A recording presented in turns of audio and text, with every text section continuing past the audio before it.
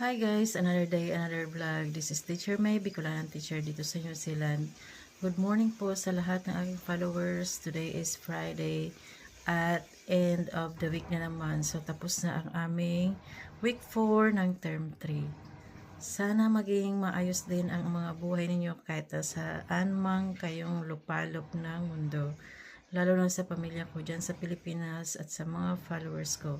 Sa mga aspiring teachers na gusto rin pong pumunta dito sa New Zealand, lalo na yung mga nasa job hunting na, huwag po kayong mawala ng pag-asa.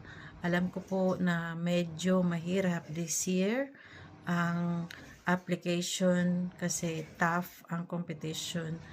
Just keep in mind na dapat ma-motivate kayo kasi nandun na kayo sa stage na inaasam ng iba. Kasi yung iba nagkukumpleto pa lang ng mga documents at kayo ay nandun na sa job hunting stage.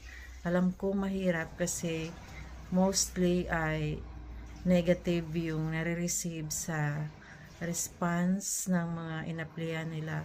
Pero keep on applying lang po kasi malay nyo sa 100 CV na sinabmit ninyo ay isa doon ang mag-stand out at ikaw ang mapili ng employer. So, wag pong mawala ng pag-asa, kapit lang po, at kung kailangang i-revise ang CV, i-modify every application ay gawin nyo po. So, mag-research po, magbasa ng advance information doon sa school na ina-applyan ninyo, aralin ang curriculum ng New Zealand, at maging updated sa mga changes. Kasi hindi lang sa DepEd po nagkakaroon ng mga changes. Ganon din po dito sa New Zealand.